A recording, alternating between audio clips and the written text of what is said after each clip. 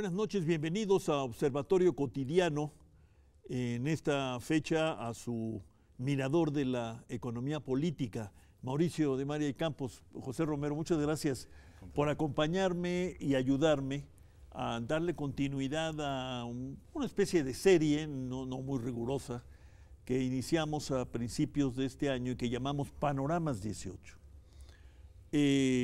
Yo quisiera, sin embargo, al mismo tiempo aprovechar su presencia para examinar más a fondo lo que hemos llamado el desafío industrial de México y que es recogido, por así decirlo, por Mauricio y por el Programa Universitario de Estudios del Desarrollo en su informe de propuestas estratégicas para el desarrollo 2019-2024. Ahí Mauricio y otros colegas avanzan con una serie de propuestas que me gustaría comentar después, pero quisiera empezar con esta reflexión. Si hubiéramos hecho este programa hace un mes y le llamáramos Panoramas 18, pues tendríamos que decir que el centro y epicentro y periferia de los Panoramas 18 era el Tratado de Libre Comercio de América del Norte y sus negociaciones. Pero yo tengo la sensación, ustedes me corregirán, de que no ocurre más, de que se desplazó el centro de nuestros panoramas, pero también el TLC fue desplazado del centro. No sé qué piensas, José. Bueno, sí, cada vez es más difícil la negociación del TLC. Las bases del presidente Trump piden la reindustrialización de Estados Unidos, que es difícil ya a estas alturas, pero que implica para nosotros unos contenidos de origen muy altos para Estados Unidos y regionales también, lo que deja en una situación desfavorable a las empresas que se han establecido aquí para exportar a Estados Unidos. También el cambio fiscal que ha hecho Estados Unidos, que hace todavía más atractivo regresarse a Estados Unidos.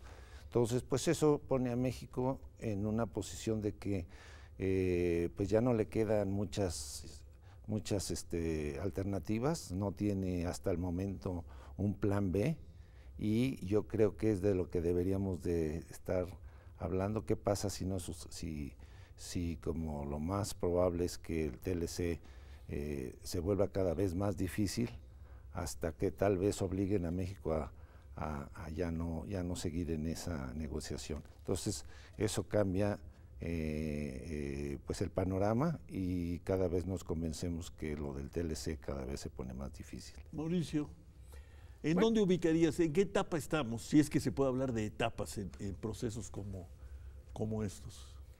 Bueno, yo creo que tenemos que estar conscientes, primero que nada, de que los grandes problemas estructurales que después comentaremos están ahí.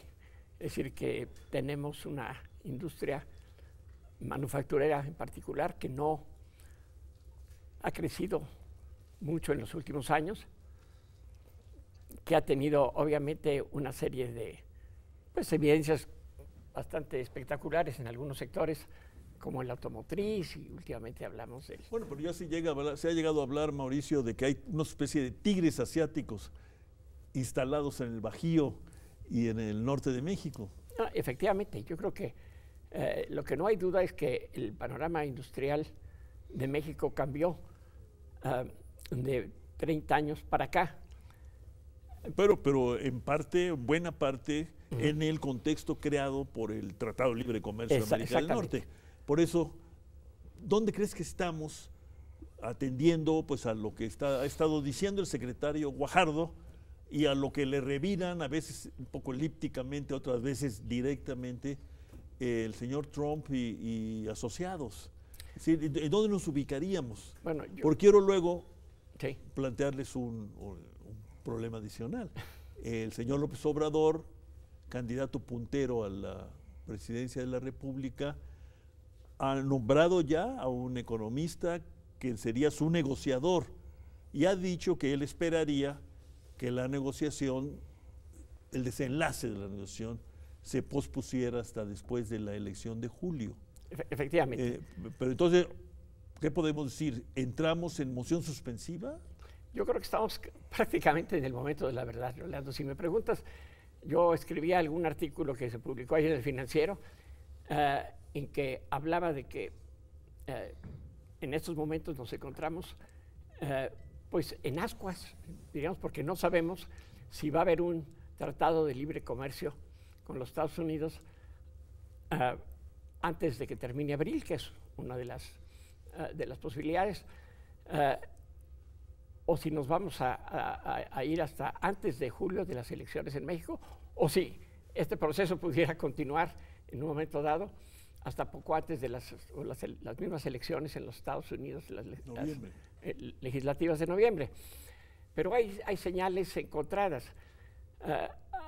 Ayer mismo y el día de hoy aparecen una serie de noticias que hacen ver que frente a la posición muy dura que ha planteado Estados Unidos, sobre todo en lo que se refiere, por ejemplo, al tema de las reglas de origen que se aplicarían en el sector automotriz, pues México, que durante todos estos meses de negociación, yo diría prácticamente desde que llegó al poder Trump, ha estado insistiendo en que no nos íbamos a mover ni un centímetro, y pues ahora estamos viendo un panorama en el cual se dice que ya hay una posible solución, que inclusive se ha platicado con Canadá, para llegar a aceptar, pues si no todo el planteamiento que está haciendo Lighthizer y los negociadores de Trump, sí cuando menos para aceptar una buena parte de él. Y eso a mí me preocupa enormemente, porque tomemos el caso del sector automotriz.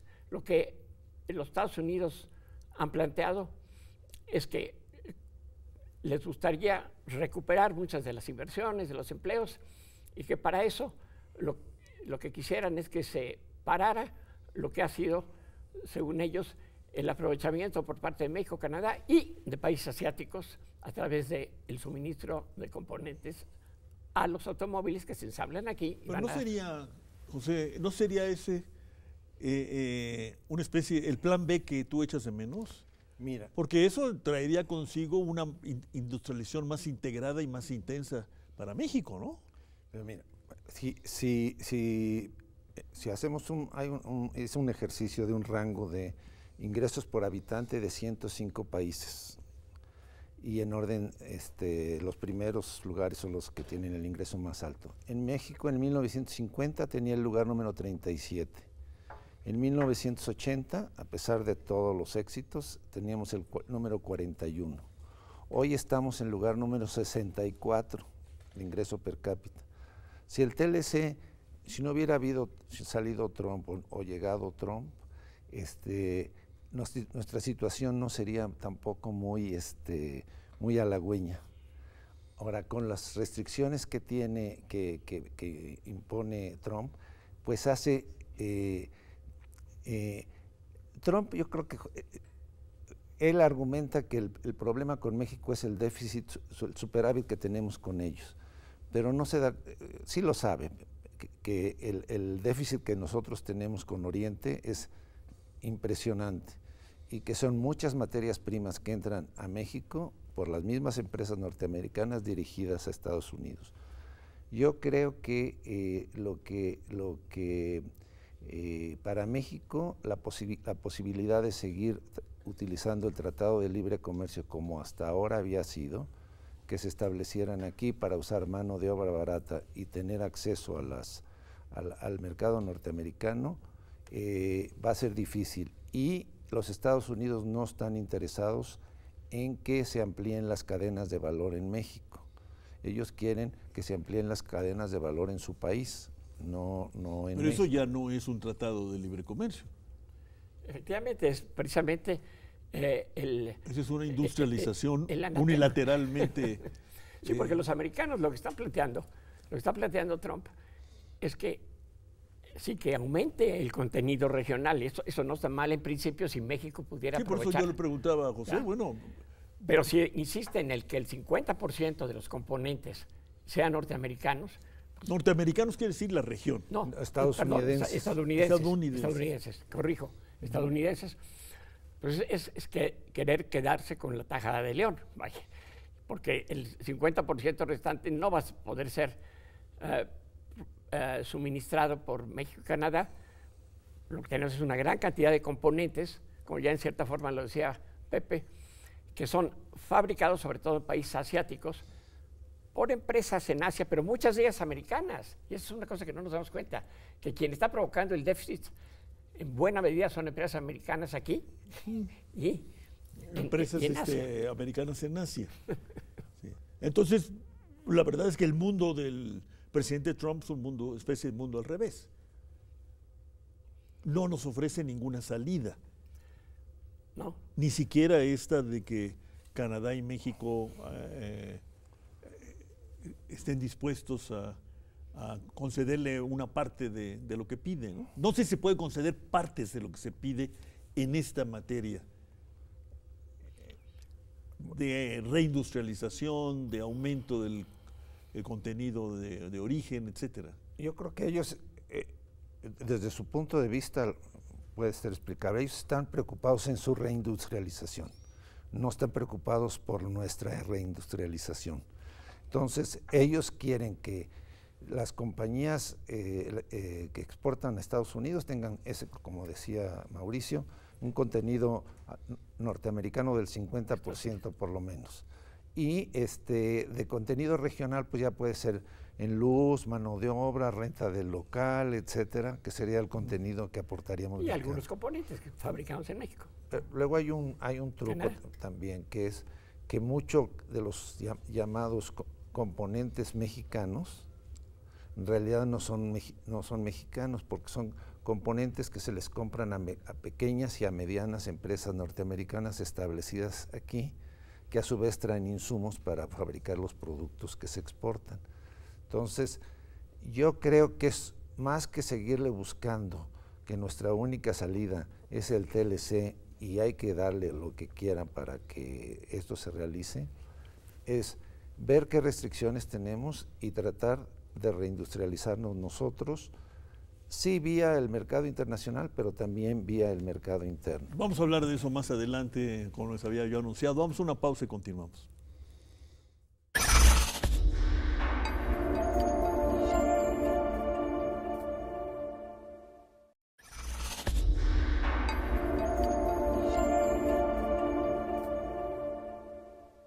Mauricio de María Campos, entonces, por lo que entiendo,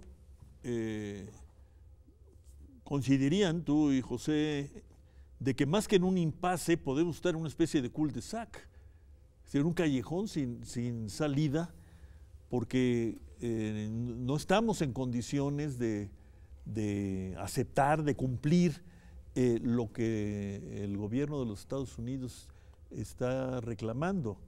Digo el gobierno porque tengo la sensación de que una buena parte de la sociedad económica estadounidense no está de acuerdo con este mercantilismo del siglo XXI, ¿no?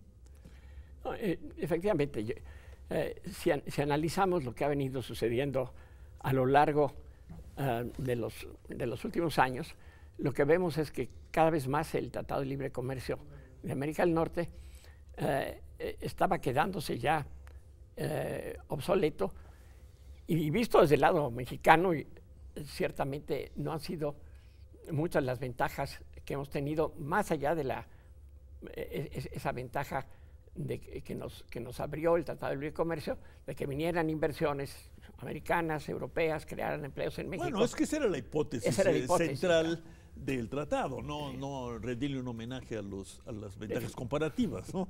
El objetivo central era atraer inversiones directas del resto del mundo, ¿no? Y eso estuvo funcionando relativamente bien. Yo creo que había complacencia en ambos lados hasta la llegada de Trump.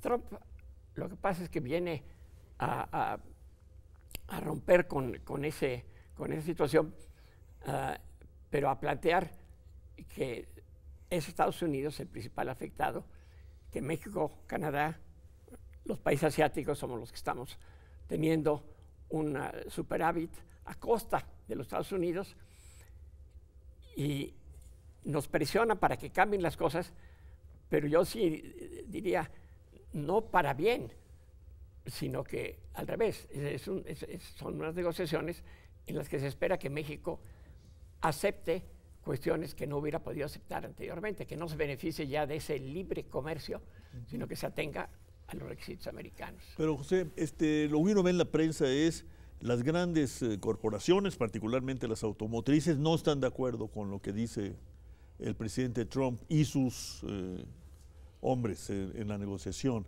Ahora hasta los militares han advertido en contra de una, interrupción o suspensión del tratado. Y hay actores poderosos en los Estados Unidos que no están de acuerdo. ¿Qué dirías de los actores mexicanos? Bueno, no, los actores instalados en México, Mira, tengan la fe de bautizo o no. A veces hasta da risa, pero es la narrativa de los negociadores mexicanos es que el Tratado de Libre Comercio es bueno para los Estados Unidos y por lo tanto deberían de seguir con él y tratar de convencerlos que es bueno para ellos. Pero no se pregunta si ha sido bueno o no para nosotros el Tratado de Libre Comercio y si vale la pena seguir en eso. En Estados Unidos sí, hay gente como los que tú mencionas, pero también hay gente, como por ejemplo, como Sanders, del Partido Demócrata, que está pues no en la visión tan simplista de poner aranceles al acero como lo hizo, pero sí de una reindustrialización integral de Estados Unidos. O sea, yo creo que sí pesa en... Tú decías que eso no era tan fácil. No, porque se ha desmantelado ya gran parte del aparato, ya está lleno de hoyos, todas las proveedurías de Estados Unidos. Ahora, México no le exigió nada a la inversión extranjera directa, fue parte de las cláusulas del tratado. Les hubiera exigido asociarse con capital nacional para que nos pudiéramos haber asimilado sus tecnologías, aprendido cómo hacerlo y poder tener un aparato productivo, pues si no propio, pues asociado a las empresas extranjeras. Ahora, estas empresas extranjeras no tienen ningún nacionalismo en diversificar sus mercados a otros lugares. Si ya no es negocio exportar a Estados Unidos desde aquí, pues se irán, pero no van a buscar otros mercados porque su razón de ser fue exportar a Estados Unidos. Entonces eso sí... Pero se puede cambiar. Digamos, hay flexibilidad, pero por ejemplo en los automóviles, el 80-90% se exporta a Norteamérica, el 1% a Europa, el otro 1% a Oriente y el otro restante a Sudamérica. No van a venir los alemanes desde aquí para luego exportar a Europa o de los orientales hasta acá para luego... Su razón de ser fue el mercado norteamericano. Entonces, pues eso nos pone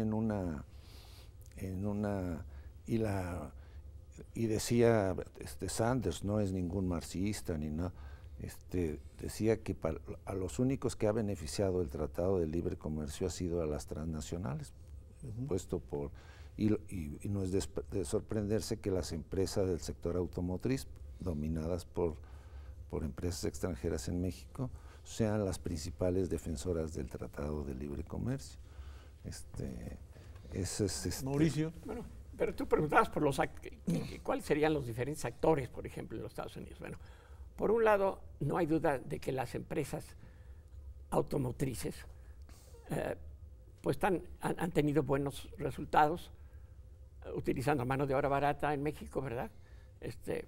Una sexta parte de los salarios, ¿verdad? A un nivel medio técnico que se tiene en los Estados Unidos. Y han tenido la posibilidad entonces de hacer buenos niveles de utilidades, trayendo los componentes pues, de donde les ha convenido más. Esto es algo que les gustaría continuar haciendo. Si no lo van a poder hacer, se van a enfrentar a la producción en los Estados Unidos a costos más altos, tan sencillo como eso.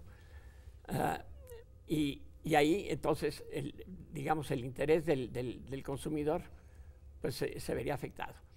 Pero yo creo que lo que es muy claro es que el Tratado de Libre Comercio pues no ha sido nada más industria automotriz, aunque nos concentremos mucho en ella.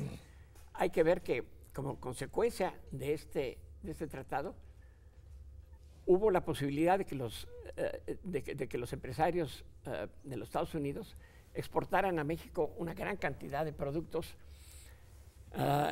que afectaron notablemente a la industria nacional, tanto a nivel de bienes de consumo como en lo que se refiere a materias primas y componentes. Esto, claro, fue ayudado bastante por el hecho que en México dejamos de tener una política industrial, dejamos de tener apoyos para las empresas mexicanas, etcétera, o las empresas que estaban localizadas aquí. Pero, ojo, hay sectores como, por ejemplo, el sector petroquímico. El sector petroquímico pues, llegó a representar 9-10% del PIB nacional en los buenos tiempos en México. Bueno, nadie se ha fijado que hoy en día pues, representa menos del 3%, ¿no? Se ha venido abajo totalmente. Es decir, no solamente no hemos hecho nuevas inversiones, sino que lo que había prácticamente se ha venido desmoronando, haciendo obsoleto. ¿Quiénes están exportando a México? Las grandes empresas petroleras, petroquímicas norteamericanas. Hoy en día somos importadores ya, tenemos un saldo deficitario en este terreno, en gasolina, tenemos un saldo deficitario en productos petroquímicos. Y pues a estas sí les debería de interesar que el tratado también continuara, a menos que México dijera, bueno, si los Estados Unidos nos van a poner este tipo de limitaciones, nosotros, entonces, en reciprocidad, vamos a establecer también nuestras propias medidas. Y vamos a ver cómo apoyamos a la industria nacional o cómo nos defendemos de los productos americanos.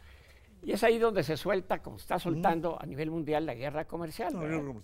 José, estamos terminando este programa. Convinimos en que haríamos otro para entrar a tu plan B, que lo has llamado más bien la reindustrialización de nuestra parte frente a la reindustrialización trumpiana. Ayúdame a terminar, pues, simplemente para despedirnos de nuestro auditorio. No, pues simplemente que ha llegado un momento, yo creo, esperanzador para México. Las crisis siempre salen buenas.